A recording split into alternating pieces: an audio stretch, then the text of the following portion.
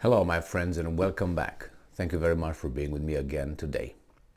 The Russians provide a number of the personnel, the Western personnel, NATO personnel, US personnel involved in directly supporting the Ukrainian effort to fight the Russians. And I'm talking about personnel that provides Ukraine with intelligence, satellite information, obviously, maybe participants in, not maybe, according to even some specialists, actively participate in operating the HIMARS systems. They will be participating directly in operating the Patriot systems that will be delivered to Ukraine. It's a done deal. And trainers, military advisors, and possibly troops. So this article comes from, I think, comes from Sputnik, and yes, it comes from Sputnik from today, the 21st of December 2022. This is what Shoigu, the Minister of Defense of the Russian Federation, states. More than 500 US, NATO satellites, alliance officers working for Kiev. So NATO officers, artillerymen, and other specialists are in the combat zone in Ukraine. More than 500 US and NATO satellites are working for Kiev, Russian Defense Minister Sergei Shoigu said on Wednesday. We didn't know the number, but that's going to increase. So, and I'm quoting, "It should be noted that NATO officers, artillerymen, and other specialists are in the combat zone. More than 500 US and NATO spacecraft and are operating in the interests of the Ukrainian military. Over 70 of them are military. The rest are dual use," Shoigu said. The sixth Kupol satellite has been launched into space, which will ensure continuous monitoring of missile-prone areas in the Northern Hemisphere, Shoigu said. The supplies of hypersonic Kinzhal and Zircon missile systems to the Russian army will be increased in 2023, Shoigu added. Oh, I thought that they are done with the Kinzhal. Now, to increase in 2023 the supply of high-precision hypersonic missile systems, Kinzhal and Zircon continue working on the promoting models, Shoigu said. Taking into account the expansion of NATO and the build-up of the potential of the alliance's countries, it is necessary to take retaliatory measures to create an appropriate grouping of troops in Russia's northwest. So they're thinking about that now, northwest and Arctic.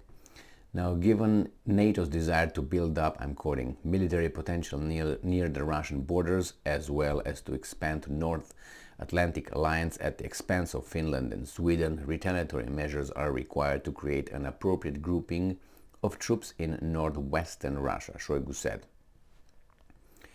So, what is important here is the more than 500 US and NATO satellites workers, right? They're over there.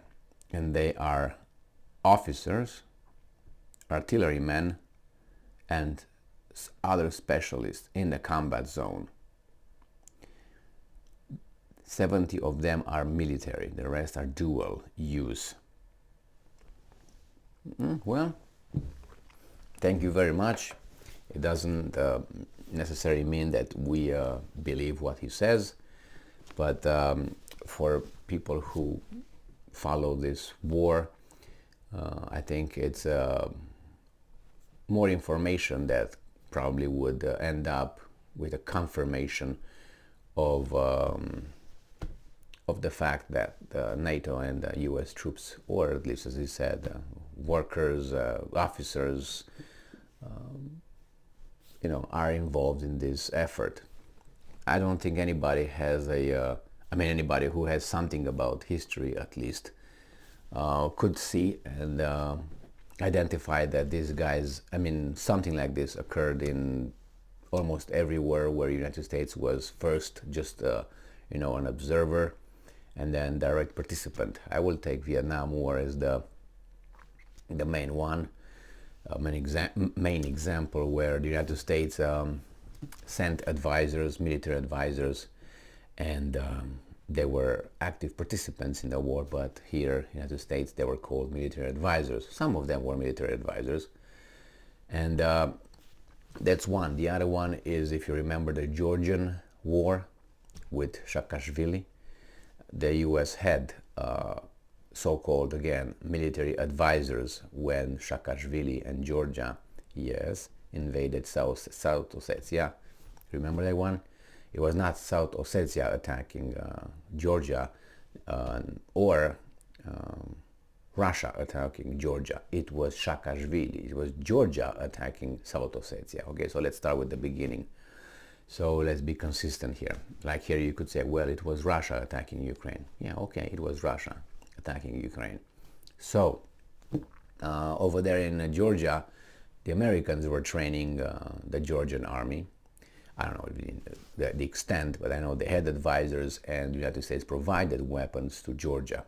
Kind of like the same thing in Ukraine, with training them and providing military, which is nothing wrong with that. I'm not saying that. But when Georgia attacked, started bombarding South Ossetia and hit the Russian troops over there that were conducting a peacekeeping operation under the United Nations. So they were legally stationed in South Ossetia, legally, unlike United States being stationed in Syria. You know what I mean? That's occupation, illegal occupation. The American advisors were still in Georgia. So it's not like, oh my God, you did something illegal here, which you did, attacking another country or whatever, under whoever protectorate. We're out of this. We're not participating. The American military or the advisors were actively participating in that thing. And here in Georgia, in Ukraine, I would be, I don't know, I bet anything I have, which is my life, on the fact that these guys have obviously military, how do you call it, advisors actively involved in advising the Ukrainians. And not only advising and training, you have, I think, the US military has its own centers of command and control that are gathering the information, making decisions, informing the Ukrainians, and Ukrainians will not determine. I don't think the Ukrainians have much leverage on the decision.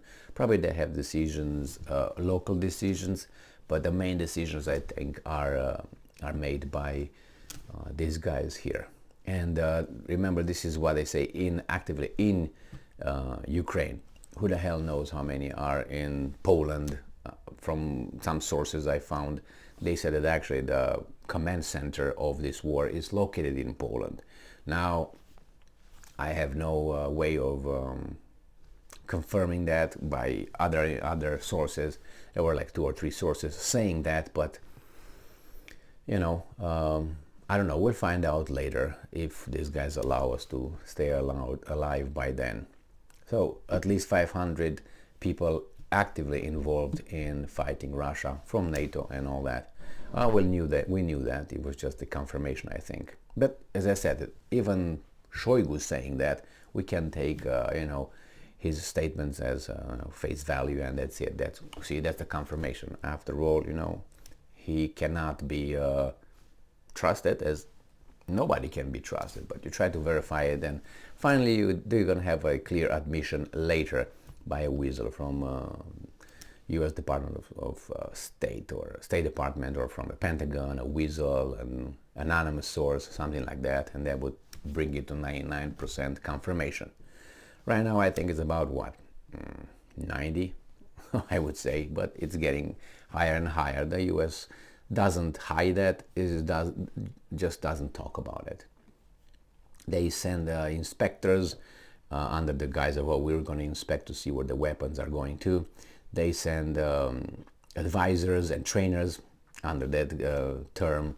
You don't know if these guys are having, Green Berets or whatever they are, Navy SEALs fighting over there.